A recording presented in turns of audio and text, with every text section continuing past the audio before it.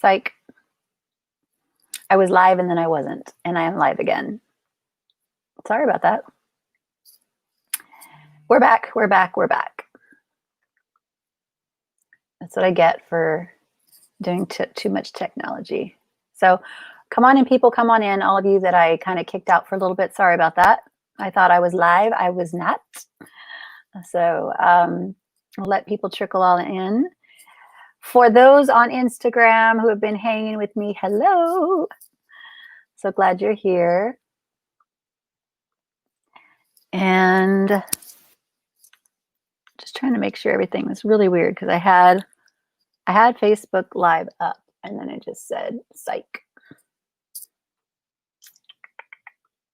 And there's just one of me doing this, so I don't have an assistant to help me with this. So excuse me while I figure this out. Okay, so like I mentioned, for those of you who are on Facebook, especially right now, if things are kind of getting a little weird, it would be great if you could go to streamyard.com/Facebook and just authorize for me to see your comments, so that if things like sound go out or anything like that, y'all can let me know, because I have no way of knowing. It's just me. And actually, if you are commenting on some of the other platforms, it's difficult for me to see them. So here we are. So welcome to day 8 of the 21 days of Crystal Heartenings. My name is Lisa Sadowski. I am the founder of Life's Remission, which is basically here to assist women to get past their fear of recurrence and step into a life filled with inner peace and freedom from fear. So what that kind of sounds like is that my expertise does come from being a survivor of the cancer experience. That said, all the people that I'm working with right now is just to tap in to that concept of living in fear, flipping that around, transmuting it into a state of freedom and liberation. And often, many of the habits, when we talk about fear of recurrence, which would, again, allude to a situation with getting over your fear of remission or fear of recurrence with cancer, what happens is we have a lot of patterns and things that put us into certain behaviors, certain addictions. They're all over the place what those addictions could be, but they trace back to a repetition of certain patterns. And typically with the people that I have worked with, beautiful souls that I have worked with, we can go all the way down into there. And when we get deep enough, we find that it's actually a form of fear that is blocking the forward movement. So that's what I'm here to do. I'm here to tap you into your sovereignty, that the perfection that you are, and to get you to that state of liberated freedom from fear of anything in your life. So we're really going deep. As you can imagine, that's a big, tall order to step into. So we're going to go deep. Now, as far as the 21 days of Crystal Heartenings, how that came about for anyone who's just jumping in right now, that started with, I have loved crystals for quite a year, studied them, worked with them, had a beautiful relationship with them. And so it came to me earlier this month, actually, that to get these particular crystals out, to talk about them, and to have a deeper conversation about what those crystals are here to do. Overall, they are here to remind us of the perfection that we are. Okay, we're not looking to start a new religion here. We're not looking to get you to worship these things. So this is really setting you up to be able to tap into the wisdom that already exists within us. And these crystals are here to remind us of what that is. So for those of you who are not familiar, well, how that could relate, how there's wisdom in crystals and all that good stuff, we're going back to, you can go from a scientific standpoint where we use stones and the Tawa in different areas of the world. We go back and we research in these stones to find out what was happening during these past eons ago, basically. And these crystals were here before human flesh was even created, before any of these avatars that came into human form were here. These crystals were here. And these avatars, and when I say avatars, I'm even talking about certain archetypes, the highest light archetypes that have come here amongst us to introduce us to the trueness and fullness of what we are, and raise the human consciousness is basically what you could find a commonality amongst them all. But while they were here, in whatever lifetime they were here, they were actually using crystals. You saw a lot of royalty back in religions using crystals that they would wear on their bodies. There was certain symbolism to each of them, but there's a deeper meaning when you really connect with them as to what they are here to offer. And so this next 21 days is a journey into each of the crystals that were specifically given in a specific order. Not because of any level of hierarchy, not because certain crystals are more valuable than others, although we do place a unit of value on them because our human minds want to do that. But be very clear that these crystals are perfect in the form exactly as they are, no matter what they look like. And the information and the wisdom that they have here remains the same. And actually, we are the ones that are unfolding the newness of them. They have evolved with the movement of the earth, but this wisdom that is, quote, new to us, this new upgrade, if you will, that's kind of coming around and that we're getting a better understanding of, has always been here. We're just ready to hear these truths. We're ready to resonate with them and integrate them into our bodies. So everything's getting an upgrade here, but nothing is really new. This is just an unfoldment of wisdom that's always been at our disposal. And collectively, we are prepared to talk about these things. A lot of this information, from my standpoint, I was always keeping guided to keep a little bit on the DL for fear of, maybe it not coming across correctly, whatever it wasn't my time to get this information out. So it came in with a bang. It was definitely necessary. I was instructed to start on 12/12 for 21 days. And when I was putting it together, I realized that it literally puts me to the beginning of January 1. So this is literally assisting the movement of all that does not serve us, and kind of a remembrance and a gratitude for that which has been in our field, especially for this past year, so that we can move into the next and have that much of more heightened awareness and be that much more prepared for the next iteration of our soul's evolution. So we are here today with day 8. So basically, I'm going to give you a little intro, talk about the crystals for a little bit. There might be some more housekeeping items you'll see at the bottom there. I'll kind of go over those things.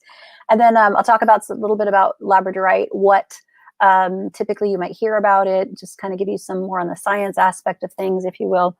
And then we've got a couple of downloads that came through. So I will let you know tonight is going to be a little bit longer. I may even break it up into 2 sessions, but because there's quite a bit coming through, because we're going to talk about the concept of magic versus miracles. Labradorite is essentially a stone of divination, a stone of magic. And that word can, resonate in a certain way with certain people. So we're going to dig deeper into that. And then eventually I'm going to talk about, we're going to also talk about these things we call altars, which I kind of have back here that you see every night that's holding space for the collective. So I'm going to talk a little bit about that and the importance of having these and the importance of the balance that it brings. And then we'll go into meditation and we'll call it a night. So let's get started. Tonight we have Labradorite. So I'm going to give you some codes so you can tune into the picture. Let me do this. Kind of fill you with some beauties. Just going to share a screen. We're going to pull up. Sorry, I'm looking around my little camera here. Okay. I think we'll put this one up first. Get that beauty, all that fire and flare in it. That is this one right here. Look at that. I'm going to see if I can try and capture some light on here. Look at that. It's got a lot of flash, a lot of fire. It's actually a wind element stone. See if this light is away, if it'll help. And I'll give some to Instagram too. Look at, give you some love. Look at that. It still doesn't even really show the magic that is in it. Let me do this too. So this is the side. This is the raw. I mean, this is in the raw, but this is kind of like the unpolished side, right? So you see how this has got some flash. It's kind of shiny. But what's interesting about this is even though the side right now may look kind of dull, if you put, where is it? Yeah, here it is. You put, look at that. Can you see that flash? That's on the outside of the stone. Show you guys. Can you see that flash? And when you take the light away, right? So this is a very good, a perfect example of how Labradorite works, okay? Labradorite has the capacity to take you in what I call the void. And that may freak some of you all out. But what the void is a place where basically some might call it the womb of creation, that place before you were even born, that moment of creation that exists where we have no identity, we have no titles, we have nothing except the pure source energy that we are. And in this place, it may seem dark. For those of you who have gone deep enough into meditation, you know that there really is no color, there's no any of that, but it's not a heavy, it's an extremely light feeling experience. And it is a freeing place, right? It's, when we're taking it from a super macro perspective, I could spend a whole class talking about the void. But just for those who don't understand that or don't resonate with that, let's just tap into the concept of being so far out in the cosmos that you can't even see light. And it's not a bad thing, okay? So what it is with the Labradorite is it allows you to go into that void and kind of step away from a lot of what is maybe in the physical to allow it to come into our true divinity. And what's beautiful about Labradorite is just like I did here, when you place light on it, this is where you get these beautiful facets and rainbows reveal themselves. So this is kind of how Labradorite works, that you kind of get to go start right into the void. And then we bring some light into the picture. We kind of come in a little bit closer to areas of light. For some reason, it just wants me to hold it for right now, so I'll hold it. And we bring some light to it, and we can see some beautiful reflections of rainbows and some deep insights. And in this place, we also are guided to our own magic within, to these beautiful flashes of light that exist within us. And we can actually sit in remembrance. This is one of my favorite stones. I can't express what a gorgeous stone it is. Let me pull up another. So that was a raw version of it. Let me pull up a sphere. I think I have the sphere. Again, these were so difficult to photograph. Talking weird today. See, look at that fire. And I think, yeah, it still didn't come through. When I photographed it, there was a beautiful, like an explosion of light, of like a purple light that was there. That may not fully reveal itself, but look at that. So this is in its polished form. You can see it's kind of got like a non-reflective side, just like that stone did. And then it's got the parts that have light in it. And when I put light on this, I'll show it over here as well. So find a spot that has the color. I can't get the light to hit it that much. Let me do this. Look at that. Look at that. Difficult when everything is backwards. For some reason, it's coming through on Instagram. It wants to show itself. There's some pretty light. So let me see if I can get that. There we go. There we go. Look at that. Look at that.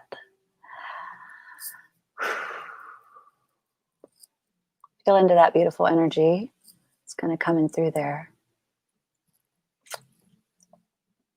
telling you, it's one of my favorites. And it's so, I mean, it's one of those things that really wants to be held. And literally, actually, when you hold it and warm it up, the fire reveals itself a little bit more. I keep saying fire, but remember, this is a wind elemental stone, but it does have, to me, a bit of fire energy in there. Just so pretty. You know, I don't know that I could imagine the beauty of some of these things. These are so far beyond what we can understand or comprehend. I don't know how anyone could believe that we created these things. These are from another place. All right. So here are some more polished ones. I'll just kind of show them pretty quickly. They've got some beautiful fire in them too. See some flash in there. It's got a little bit more gold in this one. And a beautiful heart. It's got a little key in the front. Doesn't want to show itself. Oh, there it is. See? Look at that. Excuse me. Oh, it's coming off a different color right there. Interesting. But more flash.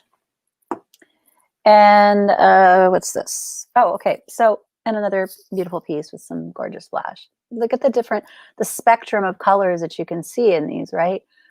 Each one has a unique pattern, striations, and literally different codes to them. So those are called Labradorite. This is golden Labradorite. So you see some of that gold in there. This specifically, look at how clear it is. It doesn't have as much fire and flash as the other ones, but this is called golden Labradorite. Has some of the tendencies of the regular Labradorite, but as you can see, this is more correlated to the sun, solar energy. So with regards to the void, you're going to get more of that experience with the standard Labradorite than you would with this. This is going to take you to central sun energy, kind of more solar energy. Just laying that out for you. And then this is called Larvikite. And you'll notice that you don't get as many rainbows, but there is still that reflective nature of it. It is in the Labradorite family. So just showing you some options, a few different aspects to it. But still, these are all capable of tapping you in to your magic. I love that word. I just love that word. And I know some people get freaked out about it, but I just love the word. It's so fun. There's something else I was going to show you. I think that's good for now. Okay. So I'm going to leave this sphere up because for some reason it wants to stay. So we'll let that one kind of sit there. And I just want to hold this. Hold the other one for some reason. Okay. The void. So this concept of the void. When we can go deep enough and really tap into this aspect of ourselves that is free from attachment to any physical thing, free from attachment to any identity. Personally, I had this experience of going into this void, and it is the most peaceful experience I can explain. And again, there's no colors, no anything in there. But from this place, it's where creation is actually born. And this is where we can tap into the roots of our alchemical abilities, right? And this is what brings us to magic versus miracles. Miracles is a more acceptable word. Miracle is a more acceptable term overall than magic is. And so basically it is the synchronicities and harmonization of all aspects of ourselves, our inner selves, with our spirit guides kind of tuning in together and creating this beautiful magic. So if we think about the concept of magic, it's interesting because this Labradorite actually creates a protecting force field. So as far as being protective by nature, it's literally setting up a boundary of a feeling of safety around us. Tap into it right now. I can feel that. Setting a protective force field. It assists in bringing energetic vampirism to the awareness. Okay, so when we start going into these places like the void, or we start kind of going deep, deep into meditation, we are in such a deep, wow, I can't even get the words out right now. I'm so deep, I can't even talk about it. We are in such a state of openness in order to be there, in order to get there, that there are energies that we need to be aware of that may sometimes be trying to kind of like take your light. And the best way I can explain that is like most people are walking around a little bit half asleep and not aware of the energetic ongoings that are happening around them, except when something really bright and shiny shows up in the room. So it can kind of catch someone's attention. They have no idea. Consciously, they're not knowing what they're doing, but all they know is that there's an attraction suddenly to someone. And when that happens, it can be a good experience if they're, you know, meant to actually share in the experience of energy exchange. But if they are in a place of sadness, fear, doubt, or worry, first thing they're going to start doing is looking towards something that brings them a feeling of lightness, a feeling of relief from whatever pain they're in. And so typically those who may be wandering around feeling lovely and light and all that good stuff, you can become, you know, subject to that kind of vampirism, we call it, energetic vampires. Those that have not much to give, but have no problem kind of stealing some energy. So this stone actually assists us in bringing that energetic vampirism to our awareness so that we're seeing what's happening. It doesn't mean you need to go crazy, or if you see somebody doing it.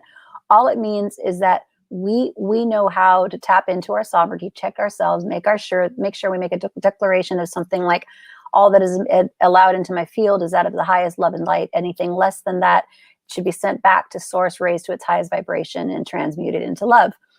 Just that simple declaration. If we believe that there is truth to it, okay? So if we believe that it is true, then instantly those that are trying to kind of come onto you and attach themselves and kind of get some of that light from you, they're transmuted into love, that energy, that aspect of themselves. And if it still happens, if you still feel somebody kind of trying to tap in or trying to, you know, extract some energy from you, what I say is, first of all, send them a bunch of self-love. Typically, when someone is doing something like that, it is because they're lacking in some self-love for themselves. They're self-deprecating, maybe not outright. It could be even the most egotistical person, but those are the ones that are actually beating themselves up the most. So if someone is feeling so much that they need to extract energy from you, the best thing that I've found is to send them self-love. I'm not attaching myself to them. I'm not giving them, I'm just allowing them to tap into true self-love, not the like feel love and happy and hearty. I'm talking about a true sense of remembrance of who they are. And then when I do that, I call forth the highest aspect of themselves. And that intention has been set for this sacred space. Every time we do that, I set forth that anyone that steps in here, like I just had that declaration, anything that is in this field is only of the highest love and light. Anything less than that is sent back to source, raised to its highest vibration, and transmuted into love. And then setting up an environment where we can expand upon that and kind of expand that energetic output, right?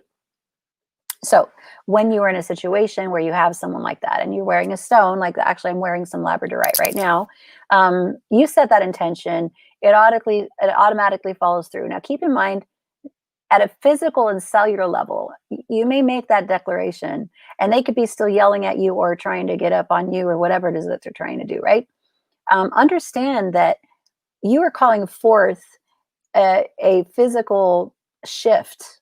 You are literally bringing forth a physical shift. There's a chemical reaction going on in their brain in order for them to try and grasp energy from you. There's something physically happening in their mind and throughout their body with the hormones, chemicals, all that good stuff.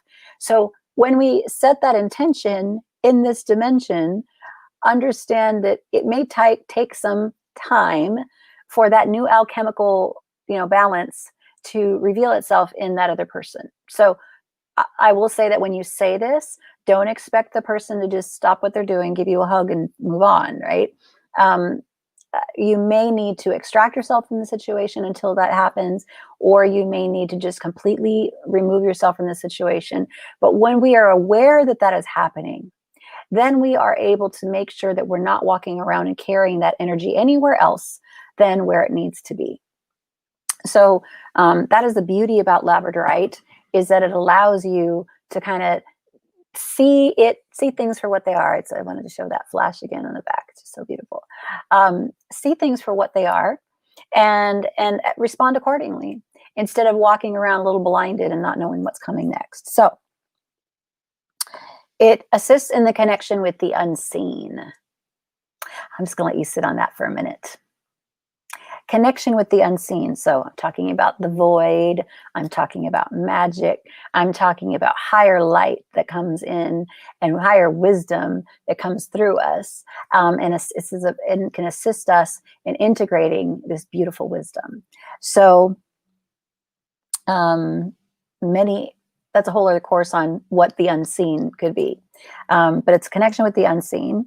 It also enhances psychic abilities. So for any of your clairs, specifically, those are clairvoyant. Those can see, whether it's the future or kind of get some prophecies, an oracle-like nature about yourself. This will assist in tapping into that as well. And like I mentioned, psychic protection, for those who are serving on other levels of reality. So we have many aspects to ourselves, many facets to our soul at a soul level.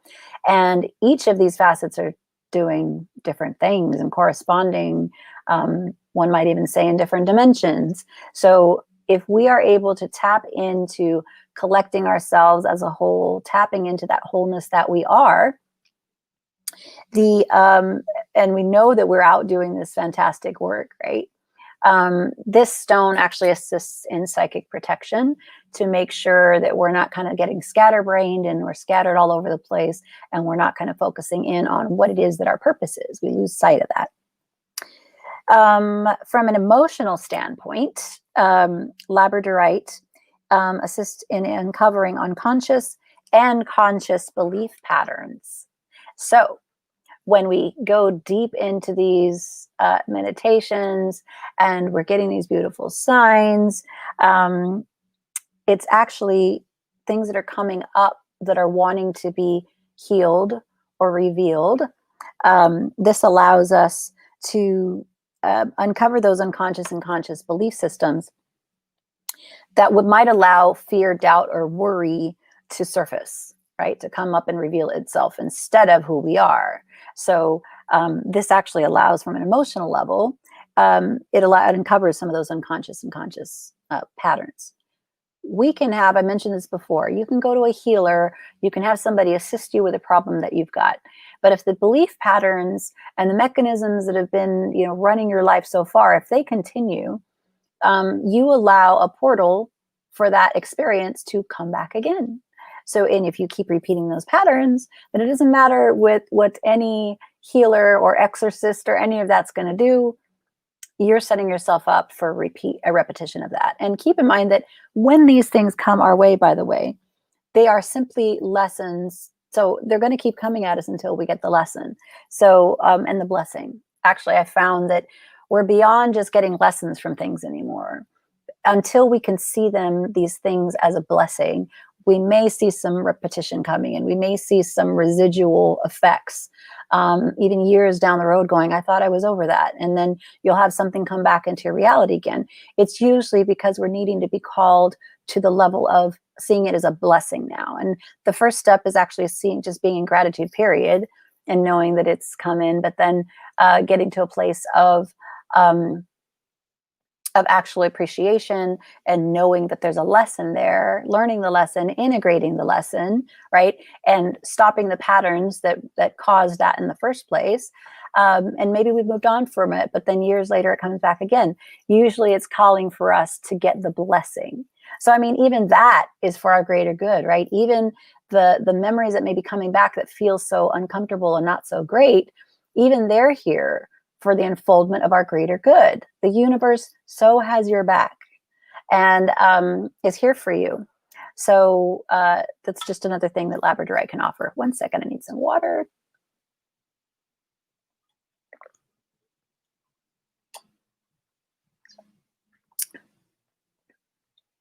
I am like a thirsty fiend these days.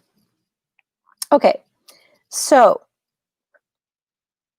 from a physical standpoint, yesterday I mentioned, some stones, not that all stones don't have aspect from an emotional and a physical and a spiritual. We covered some of the spiritual aspects in the beginning of this lesson. From a physical standpoint, this stone can actually help reveal the nature of mystery illnesses. So again, we're talking about revealing things that may have been under the radar, we haven't paid attention to, we don't have a deep enough understanding of.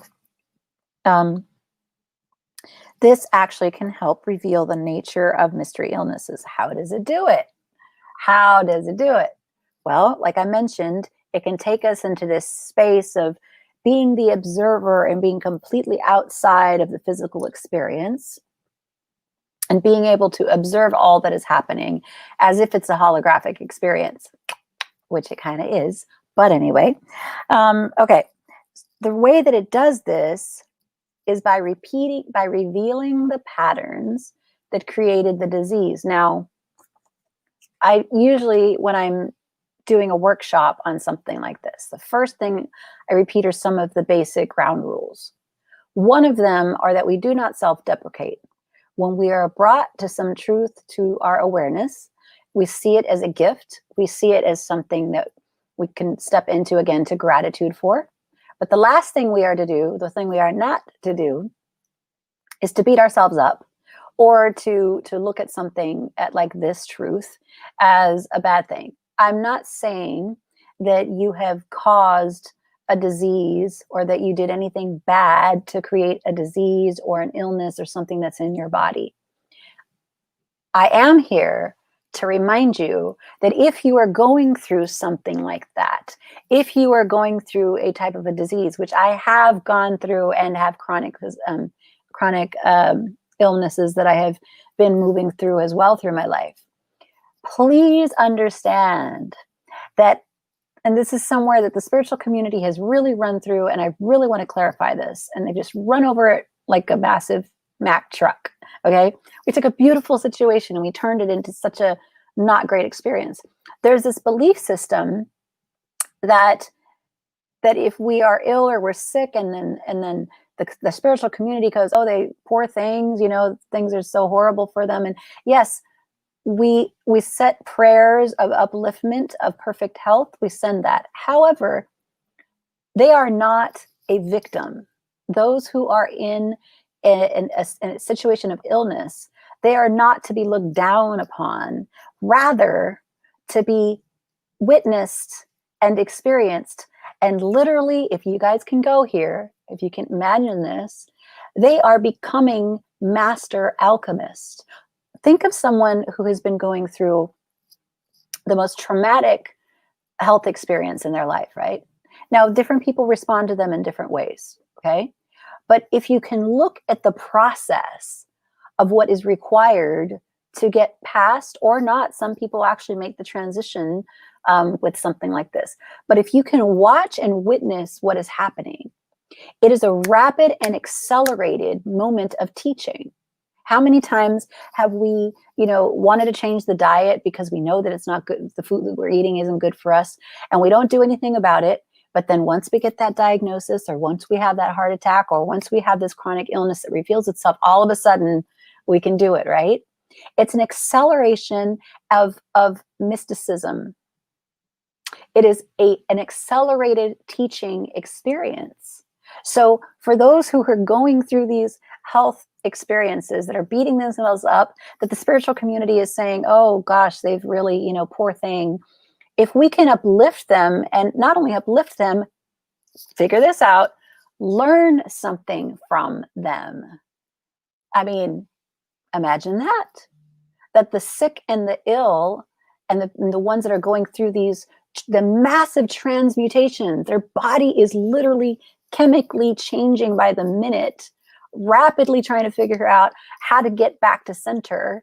And then the number of things that need to happen in order for that healing to happen are astronomical. And typically we would spend a lot more time trying to figure it out because we don't have something that's kind of pushing us forward. But we have this illness and this health, like something like a virus that's coming up to attack the system, attack the immune system. Look at what's happened over this course of the year. People are eating, some people are doing better with their health, trying to do what they can. If they're not and they get a diagnosis, what's the first thing you're trying to do? You're trying to get the body and your immune system back up to par. We should have been doing this every day of our lives, but instead, when we have an illness come through and move us in that direction, it's an awakening. And instead of shunning that experience, or any traumatic experience for that matter, and seeing and feeling a sort of over sympathizing, it's one thing to have empathy for someone, but to pity them does not send an energy of upliftment to them.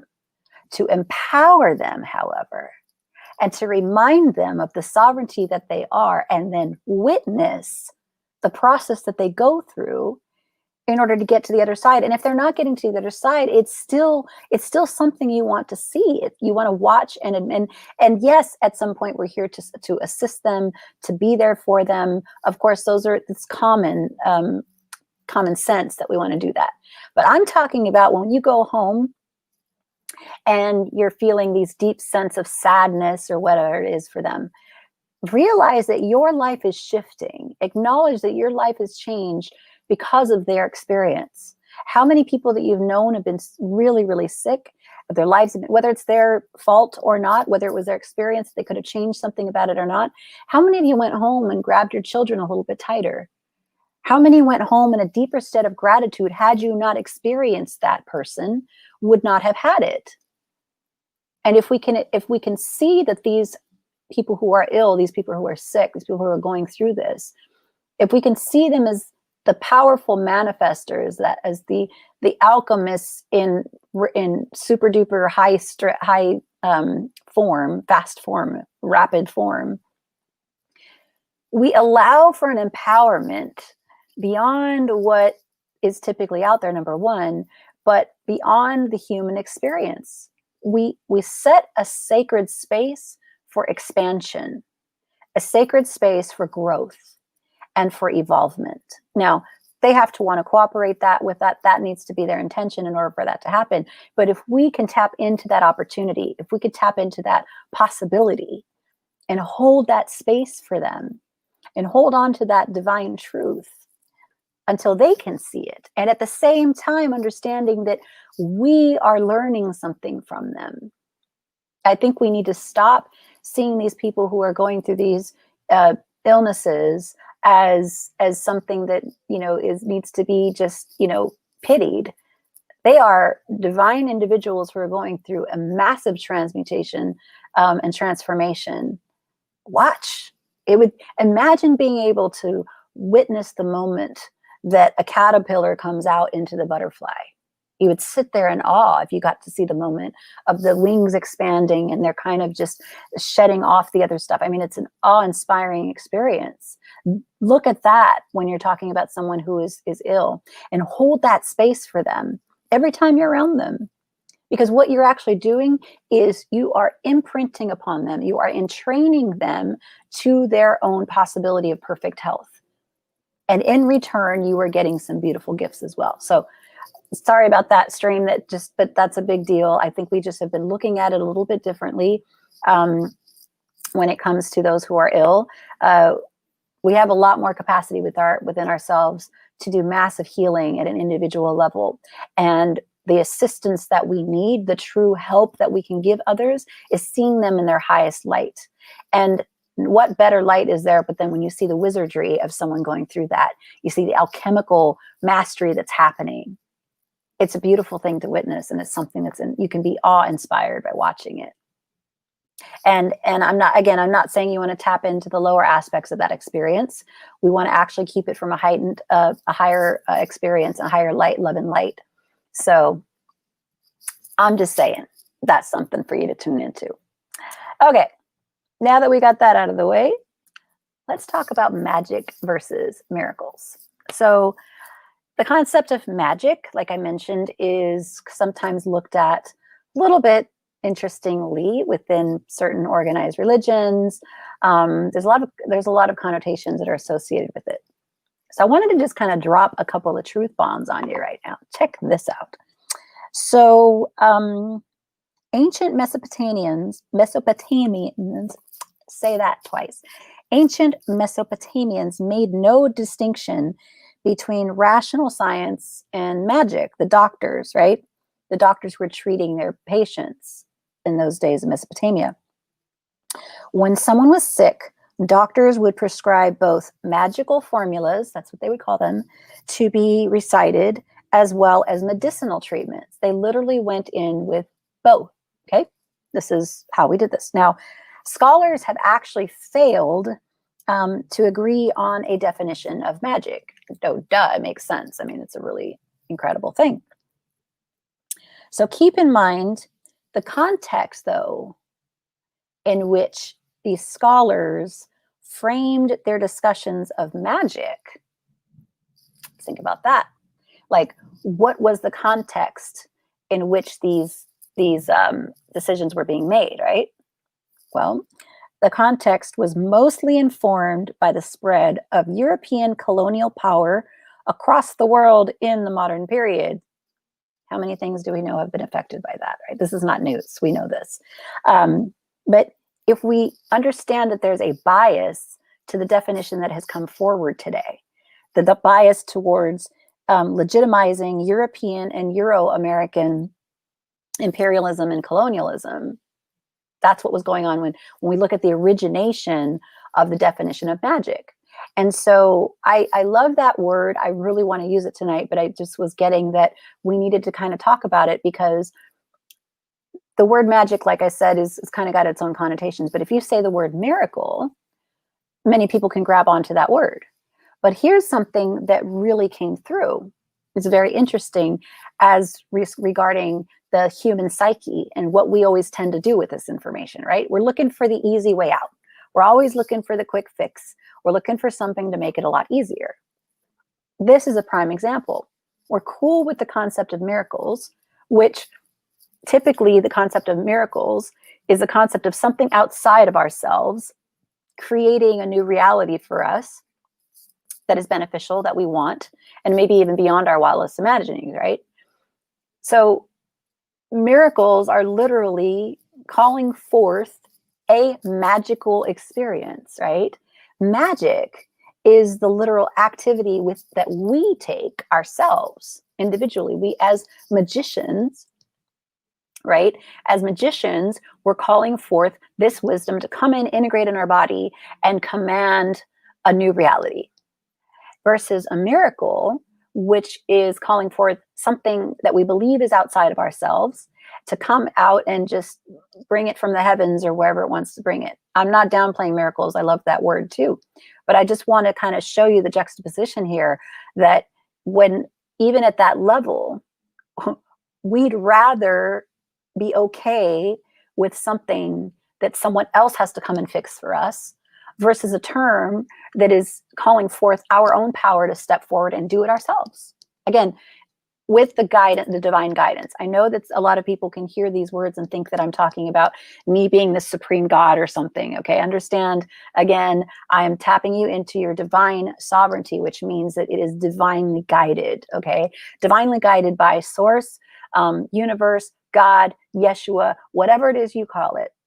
The divine, whatever your definition is of divine, this unified field that exists around us at all times.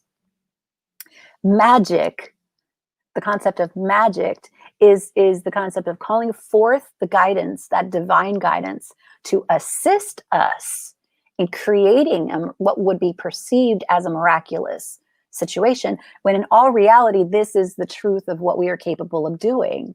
This isn't some, out there idea. We can create miracles every moment of our life. We are a miracle. The things that are happening in our body are miraculous without us even intending on doing it. So understand that we have this capacity to be the magician. And when we say the word magician, just like I had mentioned the other day on one of the other courses we were talking about, this concept of when we say we believe something, or we identify ourselves with a certain class or a political party, there's automatically assumptions that are made as to what we're supposed to believe. Let's not do that with our verbiage as well. Okay, so when we have something like magic and somebody uses that word, let's not assume that all the connotations, the negative ones, which, by the way, again, I remind you, are biased towards the higher parties that were coming in, trying to control the masses, and coming in from a colonial standpoint, trying to conquer what was that which there. The conquerors were the ones who created these definitions and created this negative connotation. So be careful with the things that we're assuming off to the side are not sacred or are sacrilegious.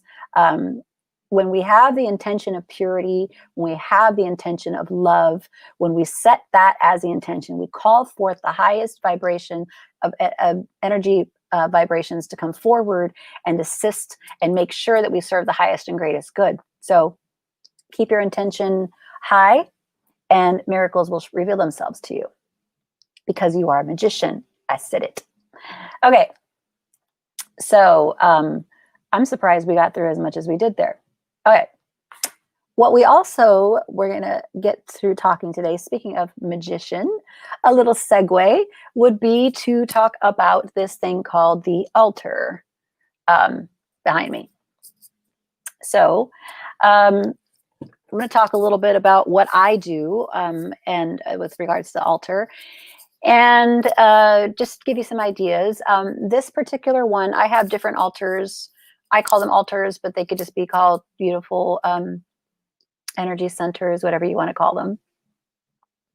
Altar, the term has been used in many religions as well. And typically, from my understanding that I've seen, most altars contain these elements as well. Whether they intentionally define them as such, I've noticed that I can see that similarity there. So this particular one came together. Let me see if I can share with you guys too in Instagram, if you could see that. This one came together specifically for this 21-day journey. And so what is represented here is the elements of earth, water, fire, and air, and spirit. Okay, so some people call that storm. With regards to the crystals, they use more like a storm energy because it's that air energy that can come in and make those divine interventions. But I call it spirit. But it's those words are interchangeable. Okay, so all these crystals are representations of earth. However, each crystal is correlated to a certain energy as well. So, for example, the Labradorite is connected to the wind element. So we're also getting some balance of the wind over here. Earth, right? Some more earth and some little plants. I don't know if you can see the smoke coming up here. It's not even smoke, it's just the mist coming up from my diffuser. There is water inside of that, so we've got water in there. And then I've got my fire in the back as well. So you got water, fire, wind, and earth. I also have my essential oils right here, if you could see those, which are in this diffuser, but I kind of brought them out just for you to see them. And then here is, I also have a feather to represent the wind as well. So this little puppy, when we talk about the concept of the altar, I came up with Sauna Mist a few years ago when I was looking at, I was having some health issues that I was navigating through. And I really had tuned into essential oils. They were assisting me in such a beautiful way to do healing. Essential oils, by the way, for those who don't even believe, are not believers, um, these oils, these aromatics extracted from the beautiful natural plant essences, have the capacity when you inhale, they go through your olfactory and they go directly, they penetrate the blood-brain barrier. So it goes straight to your brain like a shot of cocaine. But what that does is each of these plant essences have a specific connection to the earth as well, okay? And when we are dealing with the highest quality of I'm just so flabbergasted by these. When we're dealing with the highest quality of these oils, which are concentrated plant essences, right?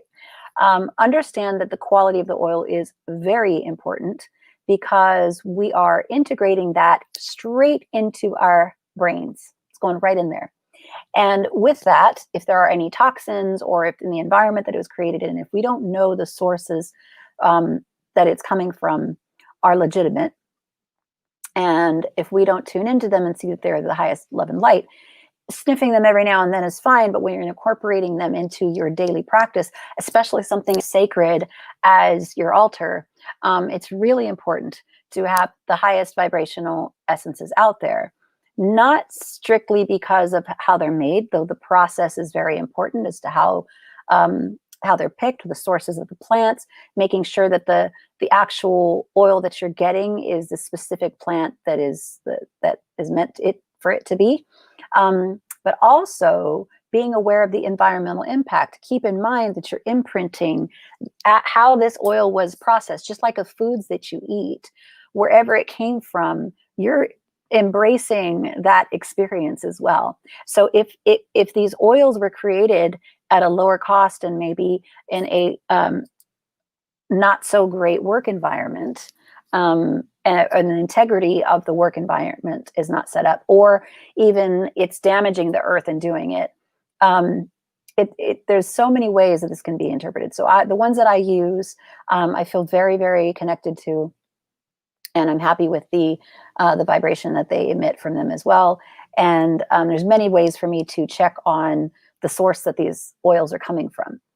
But when we're inhaling them, they penetrate that blood-brain barrier, instantly trigger the brain to take action, whether it be creating a new chemical reaction in the body to relax the body, to stimulate maybe the energy centers, to stimulate some energy in the body.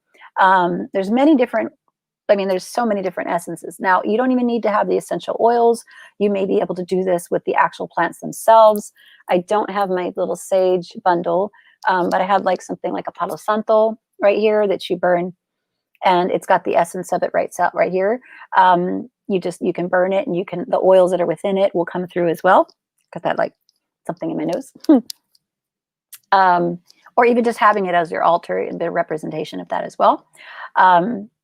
But when it comes to the oils, understanding that it's creating a chemical reaction, that aromatherapy this is how healing can happen. Now, if you're purchasing like a really expensive oil, something that's kind of over the top, you can just do 3 simple inhales. You don't even have to get it out of the bottle. You can hold it under your nose, kind of cover it up so you can kind of get all of the scent there, right? You take a deep inhale with an intention of whatever this oil is for, connecting to that actual essence, and allowing it to come through your body, and exhale all that is not. You do that 3 times, do 3 inhalations, and it stimulates the brain enough to get that thing in action. So you don't even have to take it out of the bottle. So if any of you have these really high quality ones, I would not do this with a lower quality oil. So if you're talking about some oils that are like, $5 at the store or something, and you got it at the 99-cent store or something like that, I would say you might use that more for like a diffusing, or putting it in an environment that it's kind of, you're able to spend some energy to clear that oil. Something like this, though, that is actually ingestible. These oils are ingestible. You can trust to be in the body a little bit more. And there are certain oils, by the way, that even if the highest quality should not be ingested anyway. It's a whole other class on that front in itself. Anyhow, anywho, so I was really enthralled with the essential oils. I was really excited about them. And I wanted, I noticed that every day I started doing a clearing of my space, and I would use certain oils actually in my diffuser. But when I was traveling, or when I just was in a hurry and I just wanted to kind of clear my field a little bit, I didn't want to have to open each of the bottles, pour it in, do a little thing and that, or do the three inhalations. So I wanted to create an elixir, something that would have all of those elements within it, and I didn't have to, kind of put a big production into it. Problem was, I was going through some health issues, and I didn't want to have alcohol in my system. I was showing some signs of like an odd alcohol allergy, basically, is what was happening. And so I searched for the other ways to contain these oils, but some of the other ways of holding them were not preserving the oils properly, or if I did put it in something that held them well enough, the scents were being altered, or it would lose their potency really quickly. So it came to me through a beautiful spirit guide of mine, that my brother, actually, who has passed at the young age of 26, he came through with an interesting recipe. He's a little alchemist himself, and with the concept of using Himalayan salt in water. And a certain solution percentage allows for the oils to be in there. You can have the oil in the water, so it's oil and water, but the salt acts as a way to allow the oil and the water to be together. And the salt. So it took a while to figure out the percentage of the salt solution, but we finally did that. And then I started putting these oils together. Now, because of my love for crystals, I wanted to put some crystals in there. So there's little crystals on the bottom, and this whole formula was like a masterpiece that was just kind of coming together. Now, keep in mind, my intention was to kind of mobilize my altar, like to be able to set sacred space with a little spray and just kind of intentionally ground myself, which is what these scents were doing for me. They were kind of bringing me back to a state of centeredness. So this was a great way to hold them for me, pull them at any time.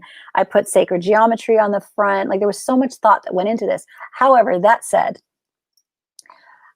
I, in all my infinite wisdom, could never have concocted this entire product. This came from something outside of myself. So I cannot take credit. While my hands did create each of these bottles, this is something far beyond it. And the reason I say that is because what I was putting together today was, I knew that when I created the formula, I wanted to actually have it sitting right there, ready for me to go. And then at a later time, when I had time later on, I would come back and I would add certain things so that all of the elements would be present in this bottle. At the time, I didn't think I had a fire element available in here. I just basically had this go along with me. I'd light a candle and boom, I'm ready to go. When I was researching the essential oils that I had put into this formula, I realized all the elements are here. And this one is called La Toallita. This one is actually, I am half Mexican. So this is called Sana Mist. Sana means heal. So it's actually, you can't even see the pictures of my little ranita right there. But it's a little rana on a little frog on a lotus flower. And the reason he's got a Band-Aid on his booty, a little Band-Aid on his booty with a little heart over it. And the reason I used him was because when I was a kid, when I was growing up, whenever you would fall or trip on something, one of my family members would always come up and you just rub it real quick and you're like, sana, sana, colita de rana, si no sanas hoy, sanarás mañana, right? And they just say it over and over again to get your mind off of of whatever hurt you. And what that means is heal, heal, tail of the frog. If you don't heal today, you'll heal tomorrow. I mean, it was just, everybody always said it. I don't even think we said the whole thing. Everybody just said sana, sana, colita de rana, which is, we didn't get that far, but it still worked. The magic still worked. So That's why I created this, was because I wanted something that would remind me of that, soothing energy that would come. And if I was feeling like I wanted to be healed, it was like the embrace of my abuelita or anybody else that was in my family. And so, not realizing that as I was putting it together, it already had the package. There's really nothing that needs to be added to it, but it can be. It can be customized. The oils that are put inside of it can be all that good stuff. So, the reason I'm talking about this and the altar is because I am putting together a package. For those of you who know, I do coaching and I have some packages for one-on-one coaching, but we're not even talking about that right now. This was kind of more for those of you who are interested in the oils or something like a little bit less pricey. Sonamist.com does have the oils already on them. So you can go to sonamist.com. But I'm actually going to be doing a membership coming up where you can do every month. We're going to have an option for the Sonamist. You'll get a bottle of that, which lasts about a month if you're using it every day. A bottle of Sonamist. You'll also have a crystal of the month that I will be talking about. And then we'll also have all the elements covered and options for you to dig into that. So you can have different tiers of involvement. If you just want a bottle of Sonamist every year with a free little gift, I can do that. And so there's different levels of tiers that they'll be able. I'll be launching that at the beginning of next year. So there's no rush. I'm not trying to get y'all to get into that. You can already buy the sonamist.com or Sonamist oils online. The sacred elixirs, you can get that already. But since right now it's so difficult to ship back and forth with everything that's going on, and for those of you who are thinking about last minute gifts for people, I am offering gift certificates starting at $25 on up to whatever you're looking for. And keep in mind that I am going to be doing a monthly. So the bottles are on sale right now for $25 is what the price point I have each bottle at. So just keeping that in mind, if you're thinking of getting a gift card for someone, they can, with $25 gift certificate, they can get a bottle, or they can wait until the beginning of the year and we can start doing some sort of membership and put that towards a membership. Again, they can start joining the crystals. What's great about this membership, and I'm so excited about, is all that I've been doing for all of these days so far. You heard me going through each crystal, giving you details, going higher, deeper, wider on each one, which we haven't done yet. I know we're going to get to that right now. If you go higher, deeper, wider, you're going to have a higher, deeper, wider breakdown of the crystal of the month. And then also for the essential oils, we'll have an essential oil that's available. So I'll be doing the same for that as well. So you're basically getting a lesson every month on a little bit of an education. It's like a life's course, if you will, with regards to crystals, essential oils, and the Sonamist as well. And then we're going to have other elements like incenses and Palo Santos. I'm really picky with those because we don't want to be inhaling anything that is going to be detrimental to the system. So I'll be partnering up with some providers of well-sourced. Even the Palo Santo, I've had experiences where I bought it sometimes from certain vendors and it's just not been in integrity. And actually, they've been great vendors. I bring it to their attention and they're able to correct that. But so just be aware that's the depth at which I'm shopping for these things. So just so you know that that's available to you. All you have to do if you're interested in doing the gift certificate is instant message me, direct message me on Facebook or Instagram at Life's Remission. Just say you're interested in a gift certificate, and the minimum I'm doing is $25. So just let me know the increment that you want. I will create a beautiful gift certificate for you.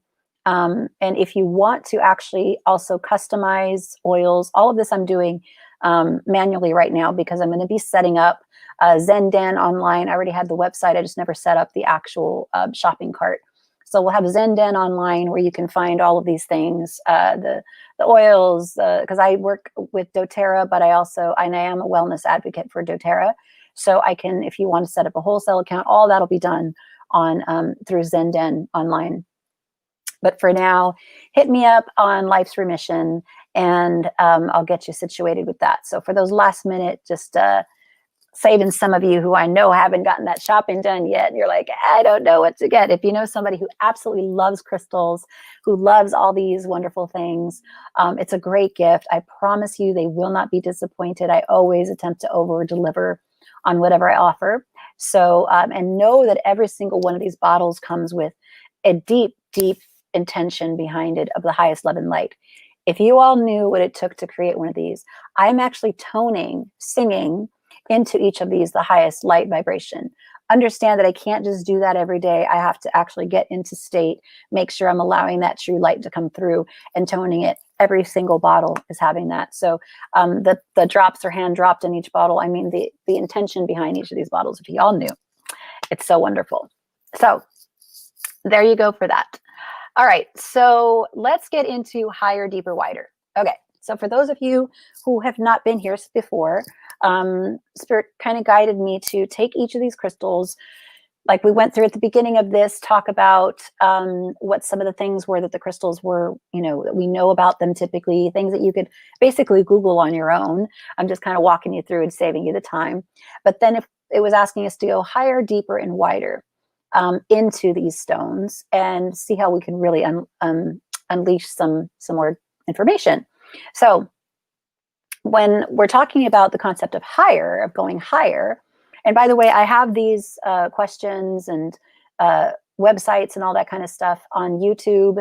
For those of you who are on Instagram, I will be copying that video and shifting it down to an hour. I got to like cut these down to an hour, and I'll be placing them on the Life's Remission Instagram page. So, and you'll have all these little cues and everything. You can see them on there. So that'll be available to you, but you could also just any given time, go to YouTube, find Lisa Sadowski, and you'll see this whole video if you can't see it on Instagram. Okay. So higher, we're going higher.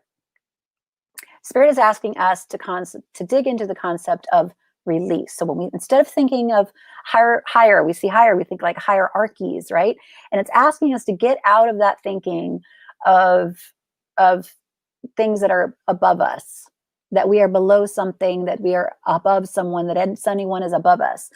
Understanding that the fullness and wholeness of who we are, the wholeness of spirit in its entirety, is everywhere around us. This heaven that we refer to isn't someplace we go up to.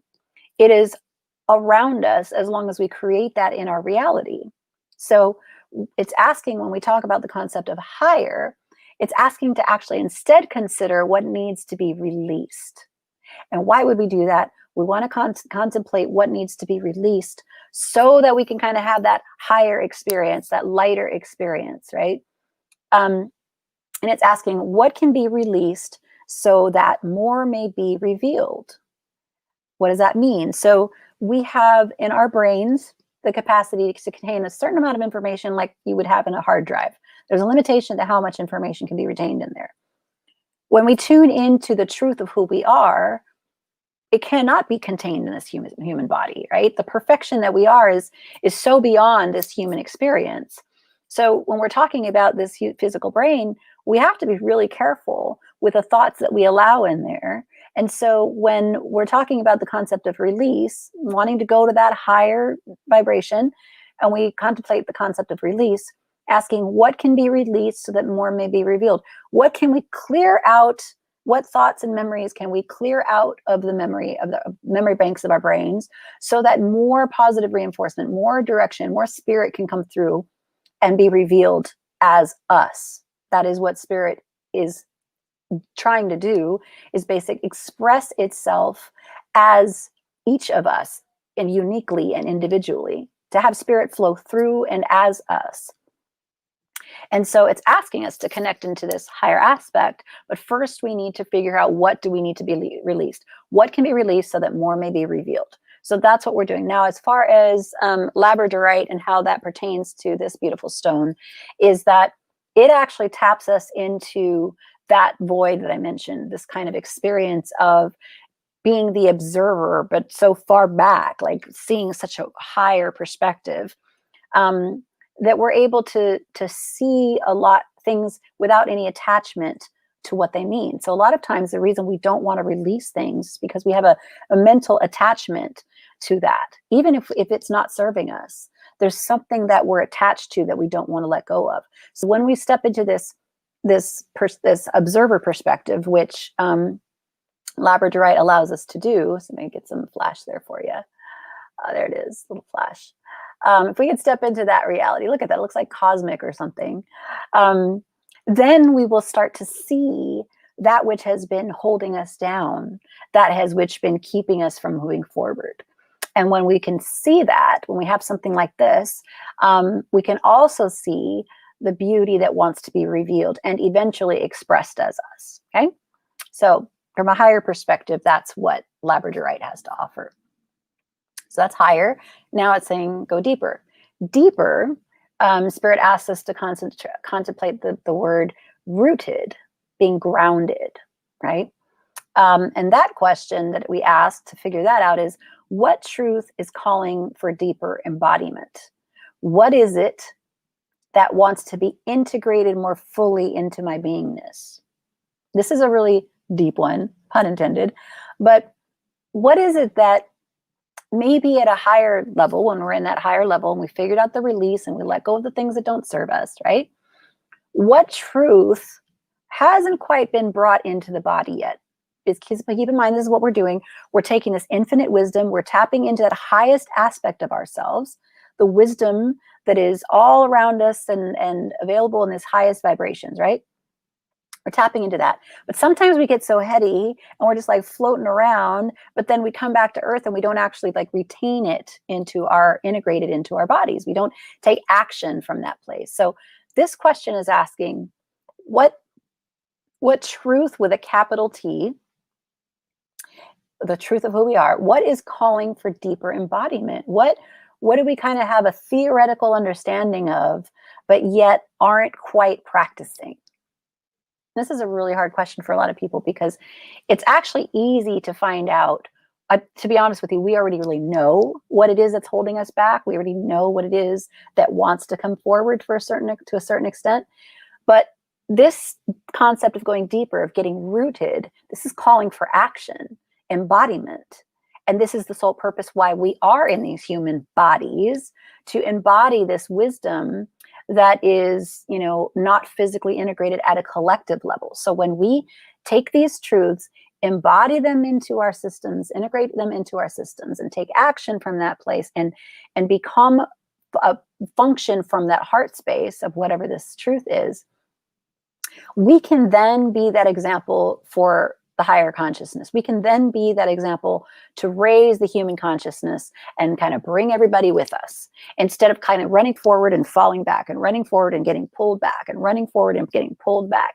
If we embody these teachings, if we embody these truths, and then we move forward, we don't need to go back and review anything anymore. It is integrated at a whole level, and anyone who comes into our field has no choice but to be affected by our energy and our truth that is really coming forward. And we are now emanating at a different level and affecting our environment instead of being the victim of such.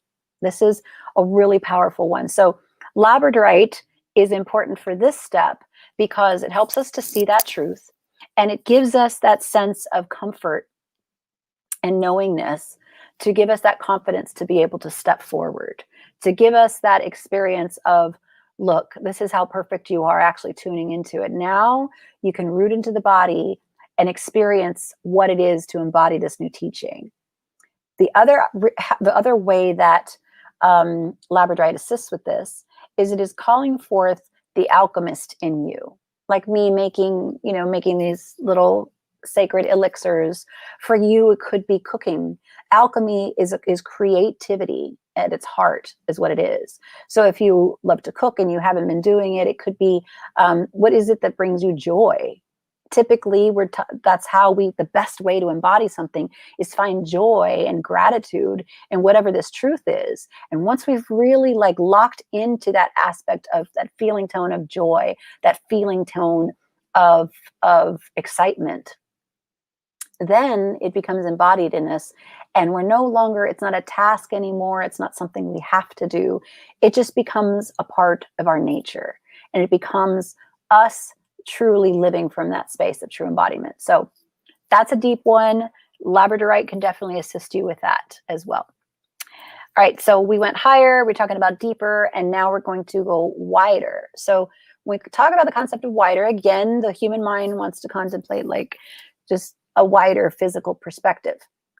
Instead, it's Spirit's asking us to consider the term inclusion, because if we, through the human mind and with these human eyes, contemplate the concept of wider, our perspective can only be so wide, right? We can only go so far. But the spectrum of knowledge and wisdom that we have access to is so far beyond the perspective of, that these human eyes can conceive, that we limit ourselves when we use that word wider here. So if we consider the word inclusion, and we're stepping into that broader perspective, that higher perspective, right, being the observer, the question then becomes, what opening wants to occur in order to assist with my spiritual expansion and ascension? That's a little bit of a longer one, so we'll go over that again. It's asking what opening, like what opportunity is looking to reveal itself, right, in order to assist with my spiritual expansion and ascension. The reason that inclusion is important here is because typically we are probably excluding certain things from our reality because of assumptions that are made. Like I mentioned before, if someone says they're part of a political party, or they say that they have a certain belief system, automatically there are a lot of assumptions that are made as to what else they believe. And when we stop assuming and we start communicating with people, then we can find that there's a deeper, meaning behind why they believe what they believe. And we can start including more into our lives. It doesn't mean we take other people's belief systems into our existence. It just means by us being open, by us opening up, we ourselves become that expansive experience, because we're no longer limited with the little bubble that we've created around ourselves. And this is what we're doing. We're literally doing it physically right now with a lockdown. We're creating this quote bubble of safety that we believe that we're safe from everything under the sun. I mean, we start, whether we really literally believe that or not, we start training ourselves to believe that that's true. So instead, if we can tap into the concept of inclusion and looking around and going, what have I shut out of my reality? What have I actually completely just considered unrecognizable and is not allowed in my truth? What is it that I could possibly just learn more about? What is it that's there for me to expand my own spiritual experience? And typically it's the things that we are outright against. Anything that we have complete resistance to and that we know without a shadow of a doubt is completely bad for us, typically there's still a lesson in there. I'm not saying we incorporate those things. We have our discernment in order to know the difference. However, that doesn't mean we can't see things for what they are and understand what it was that caused it to be in our field. If something keeps coming into our field and we keep having to push it away, there's a lesson there. There's something to be learned. Again, I'm not saying that means we incorporate these belief systems. I'm just saying that there's a lesson there. And until we see that actual blessing that is there for us, it's going to keep coming into our field. So you might as well just look at it. So this question really comes in handy of what opening, digging into what opening wants to occur in order to assist with my spiritual expansion and ascension. This beautiful stone will assist you in the remembrance of tuning in to that open heart space, that open space of trust, of faith, of just knowing that, oh, all is well. There's a protective nature about this stone that we can tune into. Again, all these are our remembrances of all that exists within us. Okay, we're not praising these crystals. These aren't something that we're putting high on a pedestal. These are mechanisms to assist us through our own remembrance. So it's tapping us into that level of understanding that we are safe. We are protected. We have legions of energetic, high vibrational beings that are here at our assistance, these avatars, the archetypes that are here to make sure that the greatest good comes to fruition in our existence. It's just whether we choose to see it or not. So that's how Labradorite can help us with that. So we covered all the goodies of Labradorite. I hope, let me put it up again because I just love the way that puppy looks. It's so beautiful, isn't it? So pretty. Um, it's probably one of the affordable stones. You can get a small stone of Labradorite. This is one that you could probably have in your arsenal, if you will, with ease. And most sources of it are pretty trustworthy. I haven't seen anything. It's the flash and Labradorite is pretty distinct.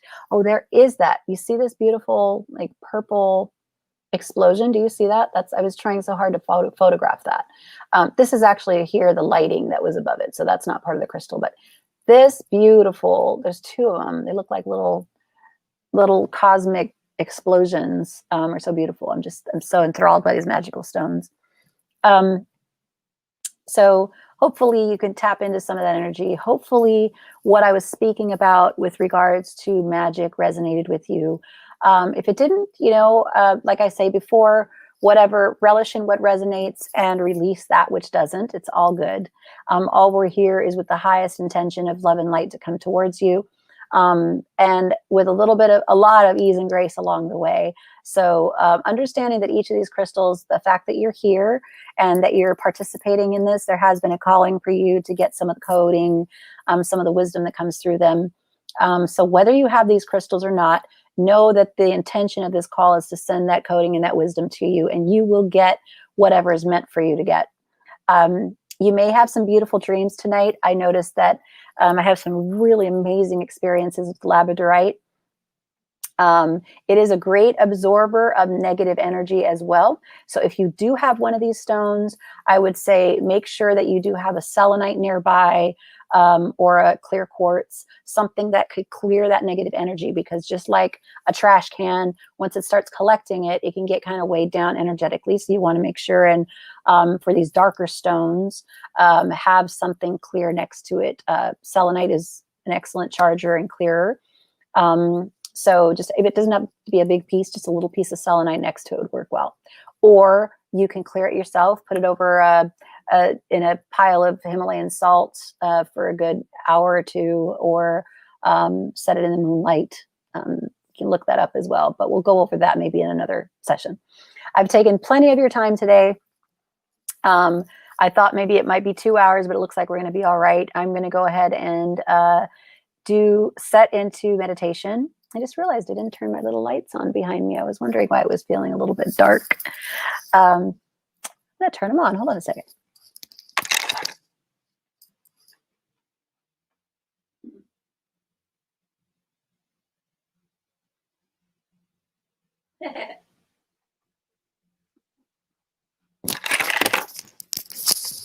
Had like a disco ball thing going on there, so needed my lights. Okay, everyone, so let's tap into the beautiful energy of Labradorite. You can either close your eyes, you can tune into the beautiful picture right there of the stone, and just take a deep breath.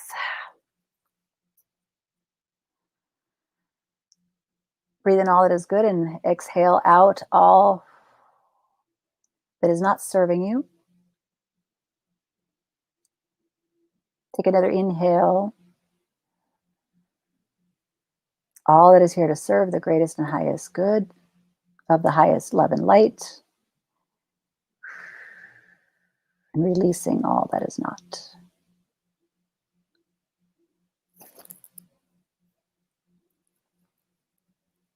And one more breath of deep life all the way down into the gut.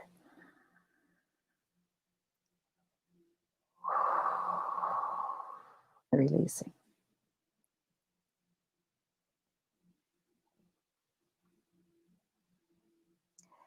And as we tap into this beautiful energy of the Labradorite, we first call forth all the highest archetypes, avatars, who have been through us with this entire transmission today. We give gratitude for their presence, all the archangels,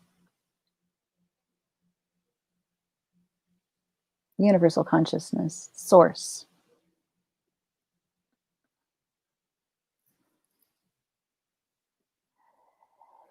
And we tap into the entirety of the rainbow spectrum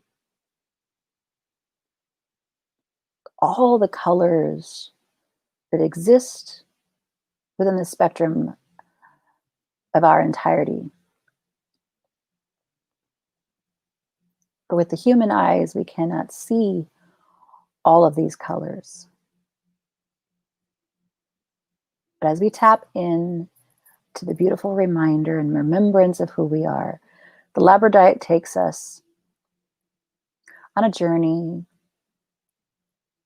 to what some might call the void, the place where all of creation begins, the womb of humanity.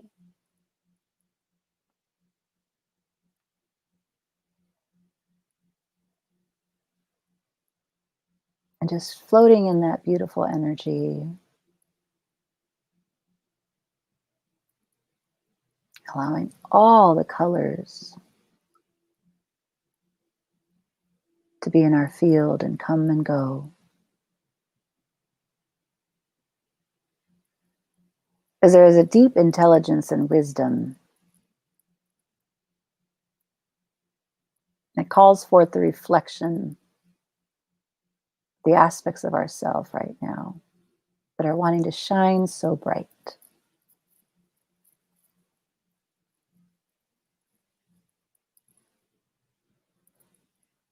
We're allowing this beautiful rainbow beam of light to come through the top of our crown, top of our heads, and stream all the way down behind the eyes, through the throat, into the heart.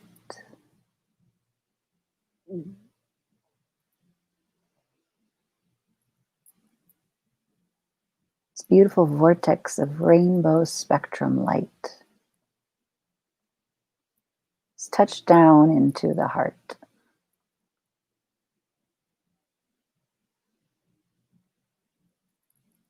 And then the continuation of that vortex energy is shooting downward now. So we have half of the vortex coming down into the heart, and another aspect, a flipped side of the vortex, is pointing down into the earth.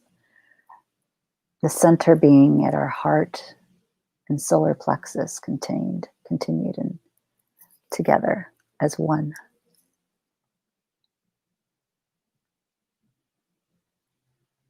This beautiful momentum and movement is happening. This vortex is creating this gorgeous energy of light, this ball of light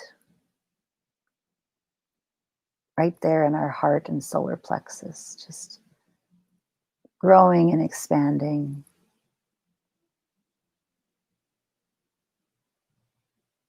And so many facets and reflections are just shooting out all over the place, healing anything and everything that it touches,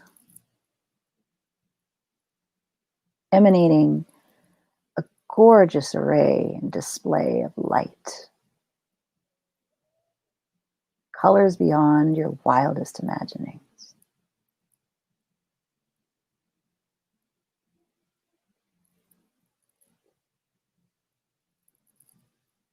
Feeling the energy of each of these colors of the spectrum, all of them, even the darker colors.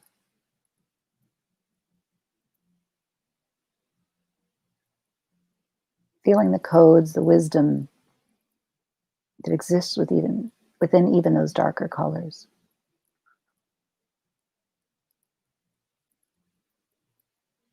And then seeing the lighter colors, metallics coming through, revealing different facets of even these lower, darker colors.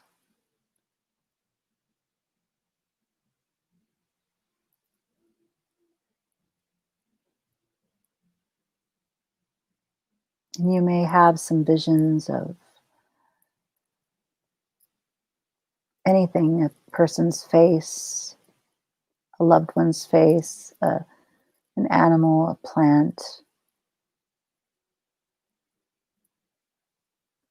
flash of light. Pay attention to what comes to mind.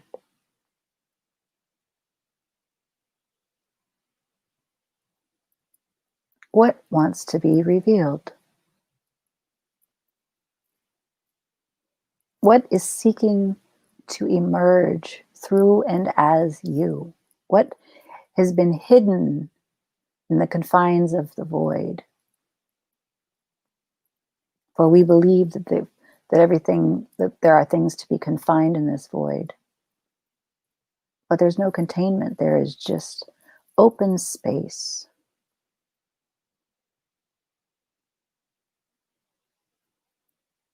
Beams of light that go on forever and ever. Again, in every color of the spectrum. Colors that you've never even imagined. Each beam is a library of wisdom. Each color is more than lifetimes of lessons.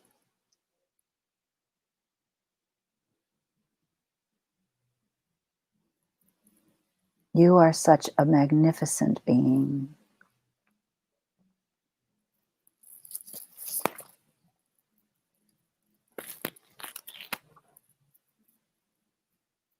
Can you see the entirety of who you are?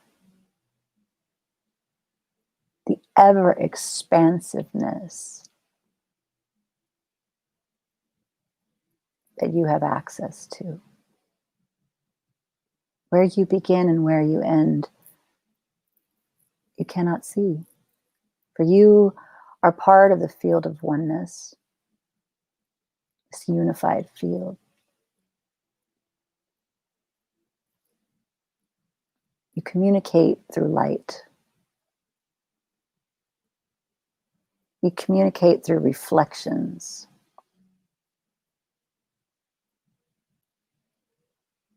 There is no hate. There is no fear.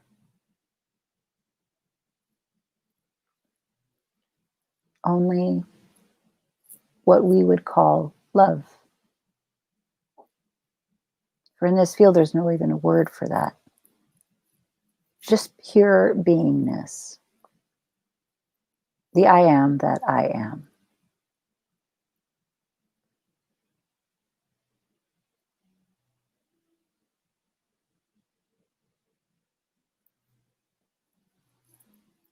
And as we sit in the awareness of this I amness, we once again draw our attention to the I behind the eyes, the inner awareness, the inner seeingness.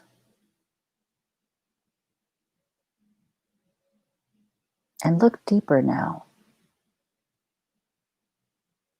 Maybe follow one of those rays and look into it.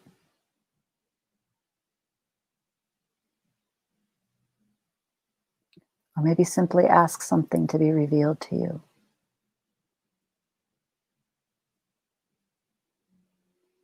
Or with a pure intention of spiritual expansion. Legions of angels have no choice but to come to your command. They are here to assist you. They're eagerly awaiting any question you may have.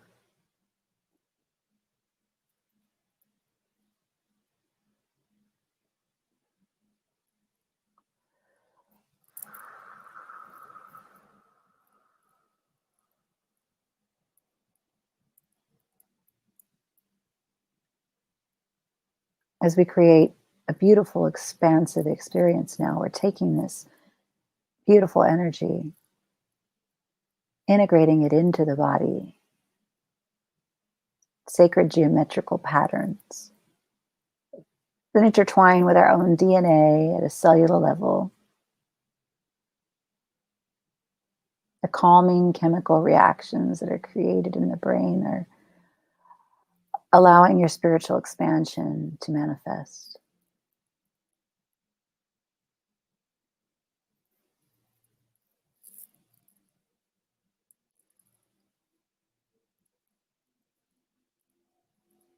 Can you see it? Can you see who you are?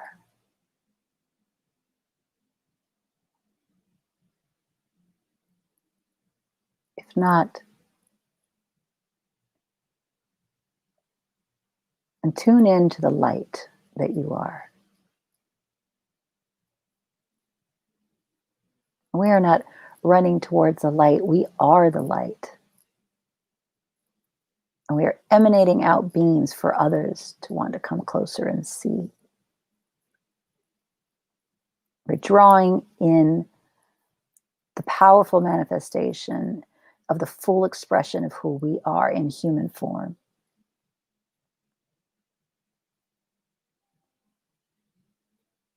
From this powerful light that emits from the heart center comes this beauty, peace, love, joy. And as it integrates in the body, it overflows into the fields of the loved ones that are closest to us. We're overflowing with joy, overflowing with deep, deep inner peace.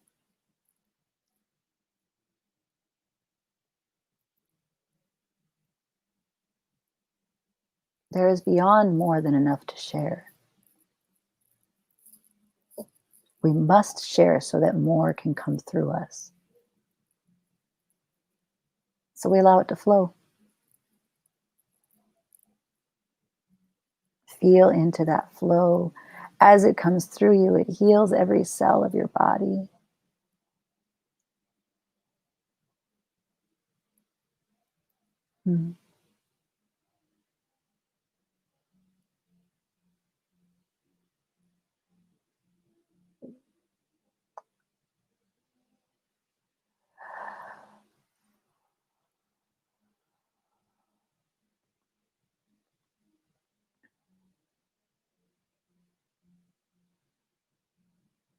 As this ball of energy within our heart center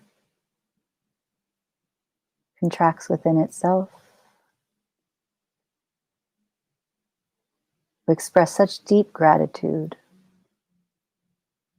for the allowance of this beautiful expression.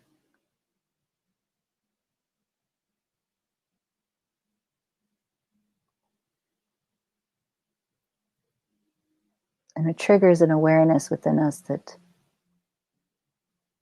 in order which we can embody this whole experience and know that we can call upon it at any given moment.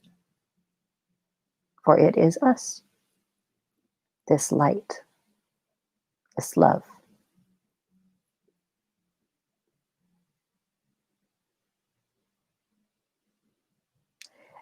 And it shoots up through the crown,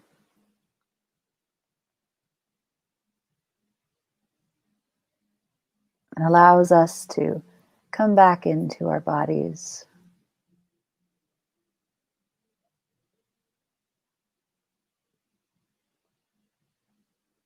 Feeling the residual of that beautiful light still tingling at a cellular level throughout our body. This gorgeous rainbow light.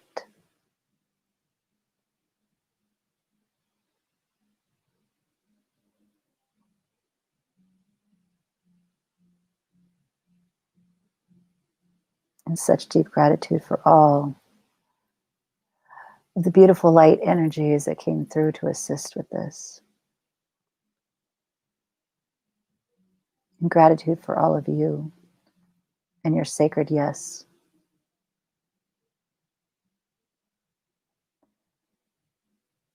And whenever you're ready, you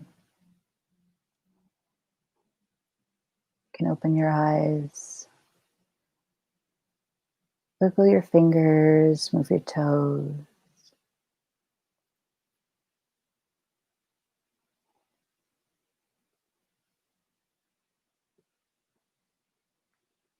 You may still feel some beautiful energy in the crown. Wants to sit with you all.